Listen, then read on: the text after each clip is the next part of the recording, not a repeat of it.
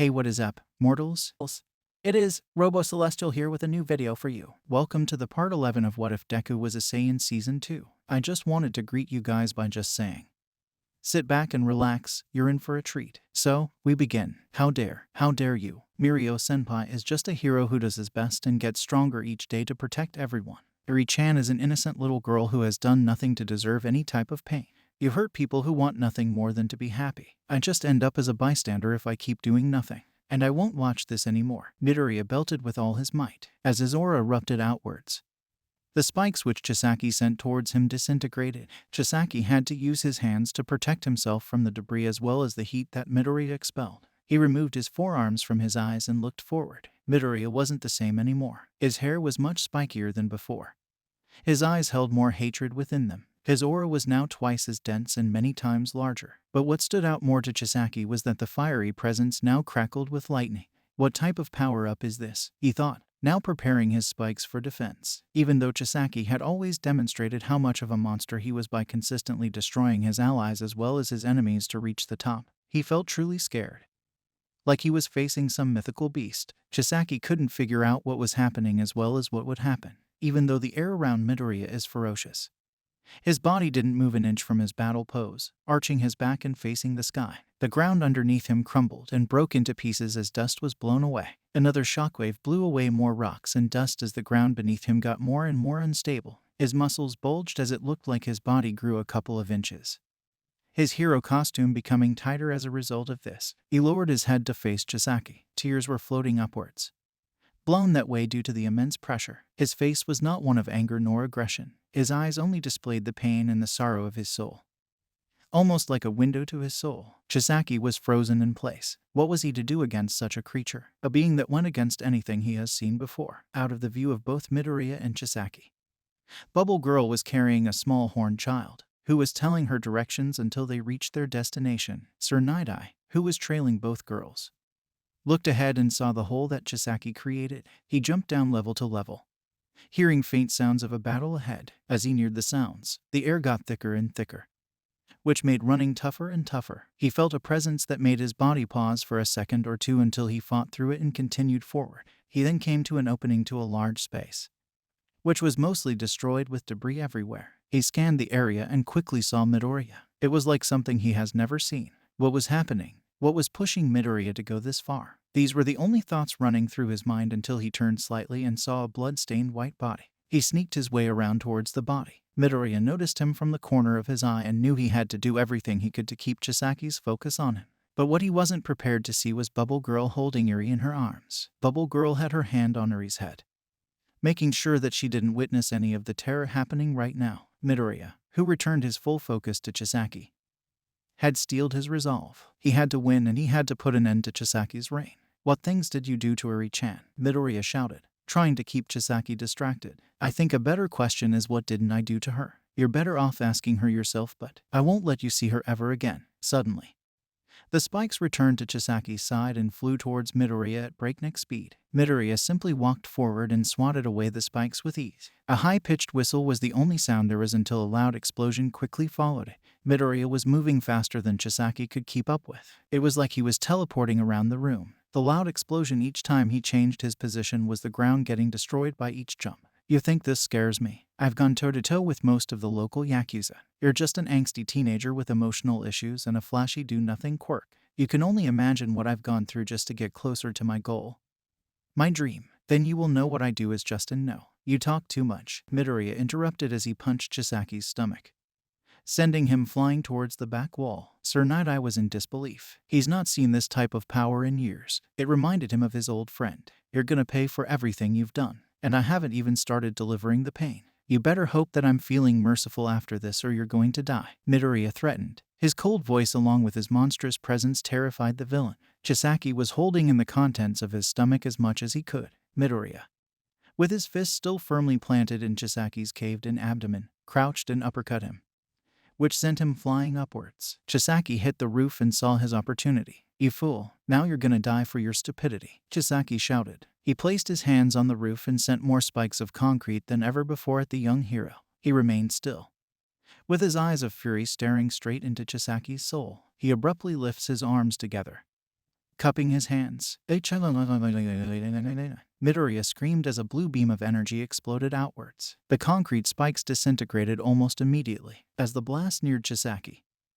He got as much of the concrete as he could around him, trying to protect him. But it was useless. The beam almost vaporized the concrete which encased Chisaki. No one in attendance could believe a thing. There was only smoke to where Chisaki was. All of a sudden, through the smoke, a figure fell. The figure impacted against the ground, creating a dust cloud around it. As it cleared, Chisaki stood up but with some struggle. The blast had injured him fatally. His left arm and leg were gone as well as parts of his hair singed and skin burned. His look of pure anger and pain almost amused Midoriya, bringing an almost half-smile to his face. "You think this is funny?" Chisaki screamed. He was too focused on Midoriya to notice a white silhouette rising from the rubble behind him. Electricity started to blast outwards and a white streak flew past Chisaki. A second later, a delayed hit caused the villain to stumble backwards. Chisaki, full of despair, looked up and saw both heroes triumphantly holding their fighting poses. Chisaki simply snarled at this and placed his remaining hand on himself and reassembled the left side of his body. He stood up and looked towards the teens. Their aura emanated from them, creating a barrier of heat that was almost impregnable. "It's good to see you're back. Now let's finish this once and for all," Midoriya jovially said. "You read my mind, troublemaker," Mirio responded, full of energy and life again. "You heroes would be nothing without your powers. Let's see how you fare without them." Chisaki spoke as he struggled for breath with each part of the sentence. He pulled out a gun from his inner coach and aimed it straight at them. He fired at both, but it was too slow for both of them as their quirks have amplified not only their speed but perception too. Mirio activated his permeation quirk and disappeared into the floor while Midoriya practically vanished from where he stood. Before he could even comprehend that he missed,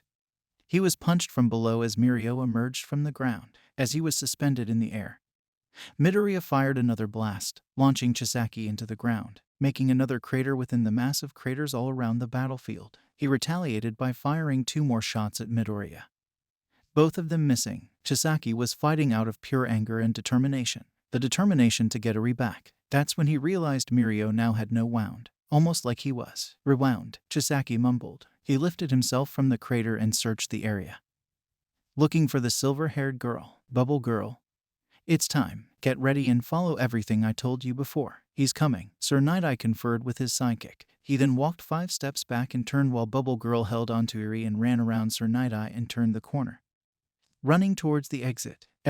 Bubble Girl, where are the 2 boys?" Eri asked the blue hero. "You're gonna be able to see them soon. Don't worry about it.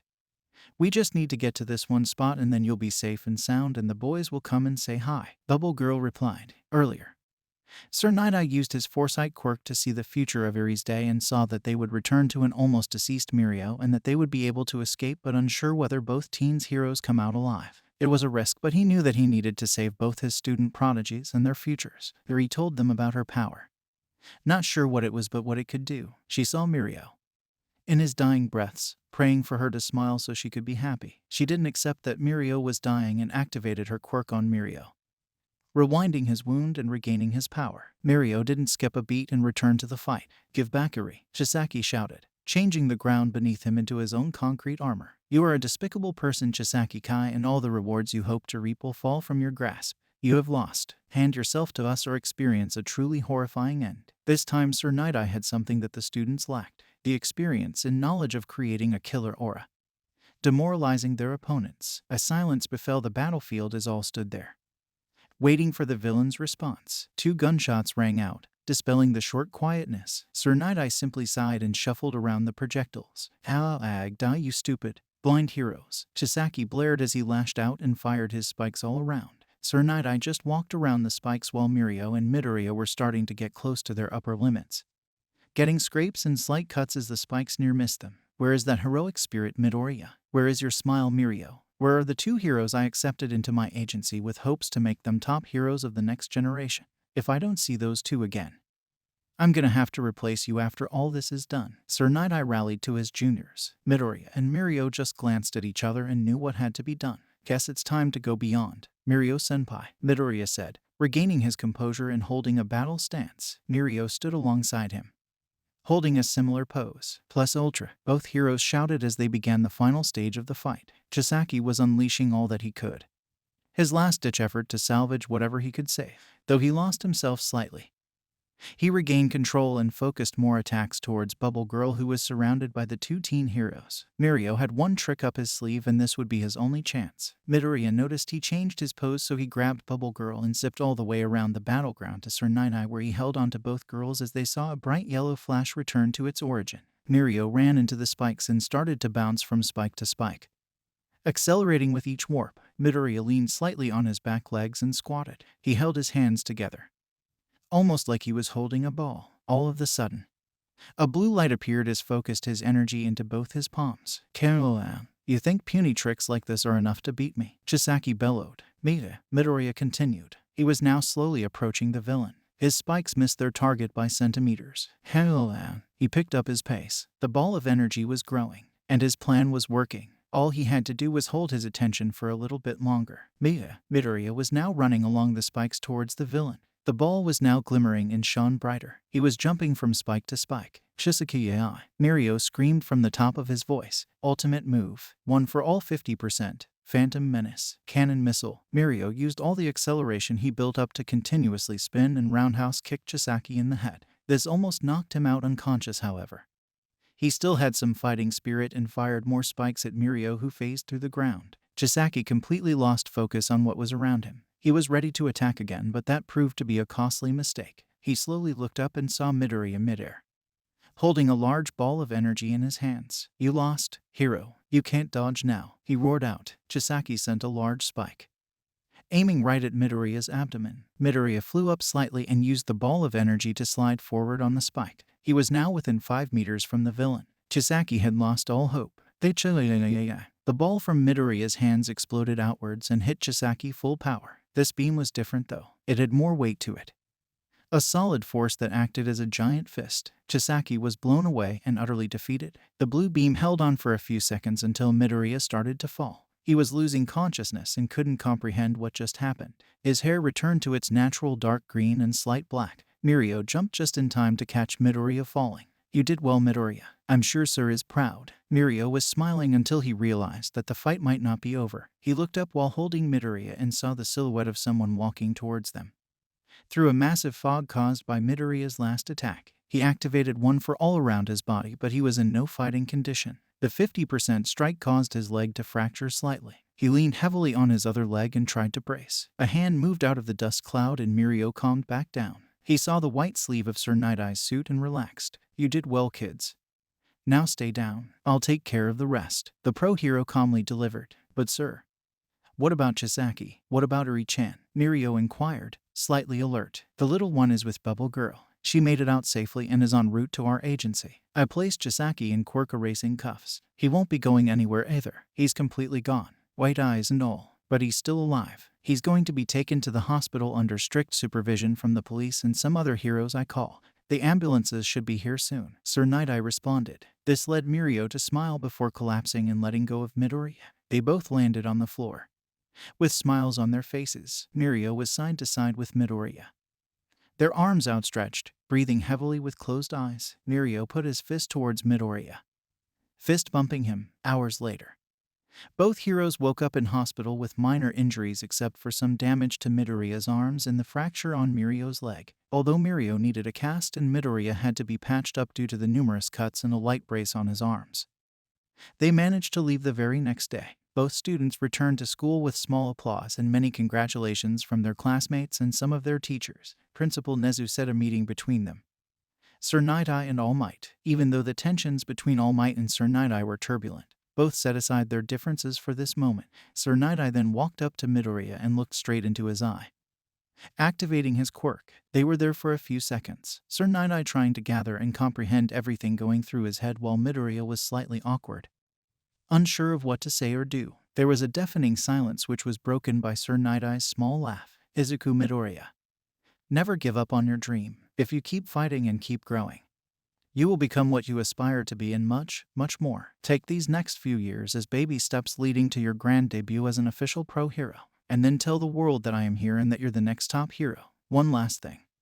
I expect you back at the agency by the end of the week. We still have quite a bit of work to do due to your medical absence. You too, Mirio. We all expect great things from you too, Sir Night-Eye proclaimed. Nezu simply smiled and kept his almost unmoving face while All Might blasted a smile for all to see. This was the true beginning of the next top hero. This is the origin of the Super Saiyan hero, Deku. Thank you all for sticking around, and I hope that you enjoyed. Before you leave, we would just like to let you know that We the Celestials has many other channels for your entertainment and viewing purposes.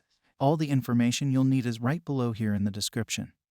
So feel free to check out all the other incredible projects our team creates. Secondly, on behalf of We the Celestials, I'd like to thank everyone involved in the production of today's awesome content. Their details will be in the description below. That's all for today's video. So goodbye and have a divine day.